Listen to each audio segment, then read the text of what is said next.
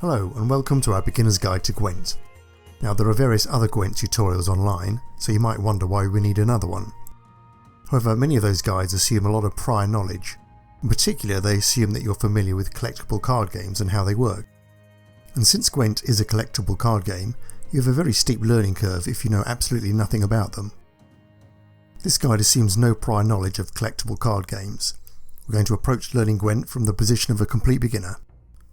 So the first question to answer is, what exactly is a collectible card game?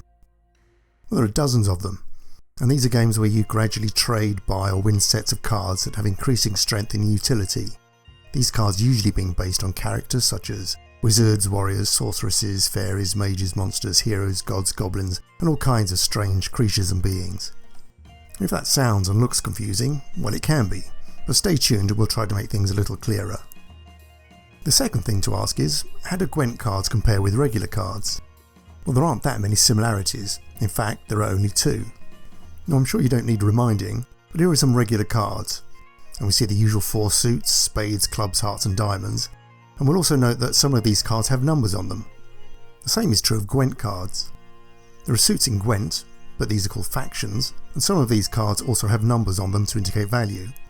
We'll talk more about the factions later. And that's it. Those are the only two similarities between Gwent cards and regular cards, suits and numbers.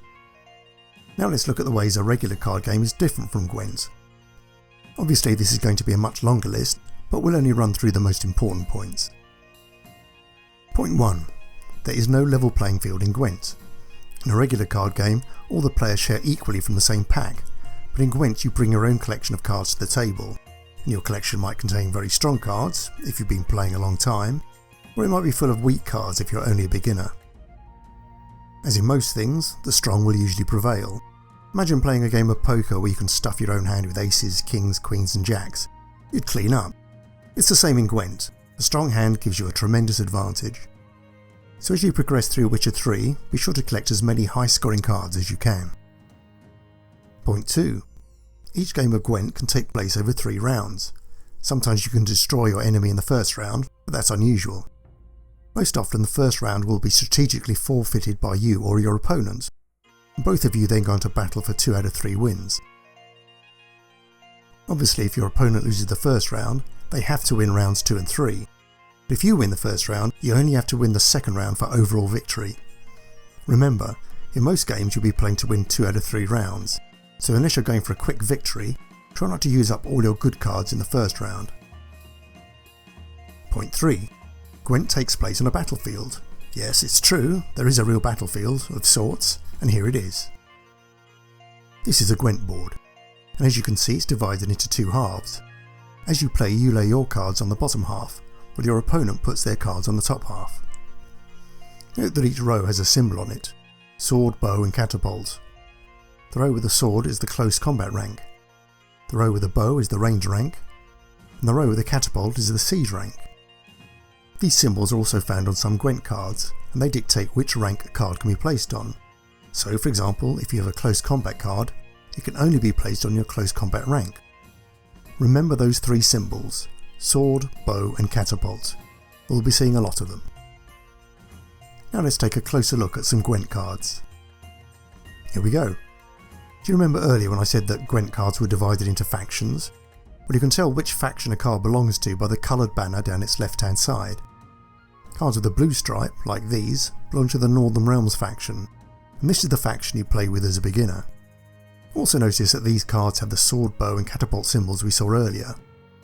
If we decide to play any of these cards, the sword card on the left would go to the close combat rank, the middle card with a bow would go to the range rank, and the card on the right, the one with the catapult, would go to the siege rank. Within Gwent, cards with the rank symbol on them are also known as unit cards. That fact becomes important later on. You'll also have seen that there are other symbols on these cards. There's an eye, 2 clenched hands and a heart. Each of these symbols denotes a special ability. Not all cards have them, so the cards that do are particularly valuable. The eye symbol denotes a spy card. If I played this card in a game, the card would go to my opponent's side of the board and give them 5 points. You might ask why I'd do something like that, but in return for playing a spy card, the game gives me 2 extra cards, and the more cards you have, the better. The clenched hand symbol on the middle card is known as Type Bond. If I put two of these cards on the battlefield, they will both double in value. But be careful, two Type Bond cards will only combine their strength if they're exactly the same. It's not enough that they both have the hand symbol on them, cards need to be duplicates of each other. The heart symbol on the last card is the sign of a medic. If I played this card, I'd get an extra 5 points added to my score, but I'd also get a chance to revive one of the cards I might have lost earlier in the game. You can play a medic card at any time you want, but wait until you've actually lost a card you'd want to revive, otherwise you've just wasted it.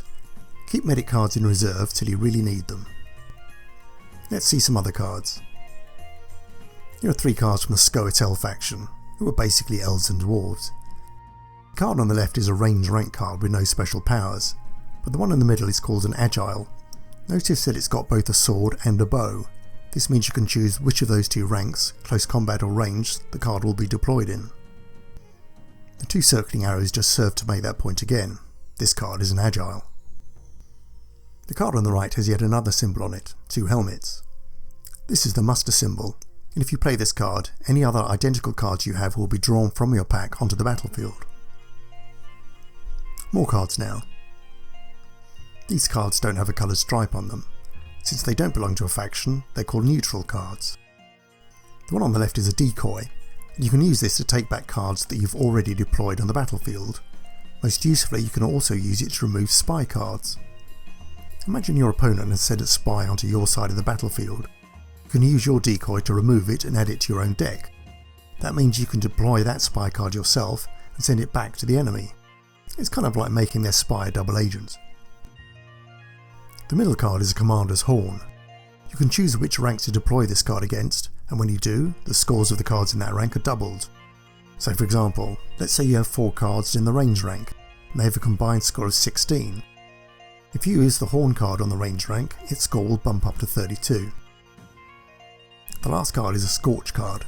The skull symbol means that this card will destroy the highest scoring cards on the battlefield. But be warned, the Scorch card does not discriminate. It will destroy your cards as easily as the enemy's. Let's say that the 3 highest scoring cards on the battlefield are all 10s, and your opponent has 2 of those cards, and you have 1. If you deploy your Scorch card, all 3 cards will be obliterated. Note that you'll sometimes see horn and Scorch symbols on ranked faction cards. They do exactly the same job, their effects will be limited to the rank they're placed on. This makes more sense when you see them in action. Next up, we have more neutral cards. These are 3 weather cards. The card on the left is a fog card. If you deploy it on the battlefield, it reduces the value of any cards placed in the ranged rank. But remember that it does this on both sides of the field, so if you play this card, it will also affect any cards that you have in your ranged rank. The rain card you can see in the middle will reduce the value of any cards in the siege rank. There's another weather card called Biting Frost. You can't see it here, but this one reduces the value of any cards in the close combat rank. The card we can see on the right is a clear weather card. If your opponent deploys a weather card and you don't like what it's doing, you can use this card to clear all weather effects from the board. So they're very useful to have in your hand. Just a few more card types to go. You will see leader card and 2 hero cards. The leader card is on the left, and this one belongs to the faction called Monsters. Each faction has its own leader, and each leader has 5 separate cards that allow it to express 5 different abilities. So, for example, a leader card might allow you to double the score of your close combat rank, or decide who goes first in a game, or destroy your enemy's strongest siege units. I personally stick with the Northern Realms leader card called Foltest, Lord Commander of the North. This is one of the cards the game gives you when you first start playing, and it allows you to clear all weather effects, which is pretty useful. Note that you can only use a leader card's special ability once in a game. The 2 cards on the right are hero cards. All hero cards have a sunburst symbol around their number, and this indicates that they're immune from the effects of all other cards. So a hero card can't be destroyed by a Scorch card, a weather card will have no effect on them, and their strength can't be increased by a commander's horn card. Also note that in these 2 examples, neither Geralt or Ciri have a coloured banner on their cards. This means they're neutral cards, and they can be used in conjunction with any other faction.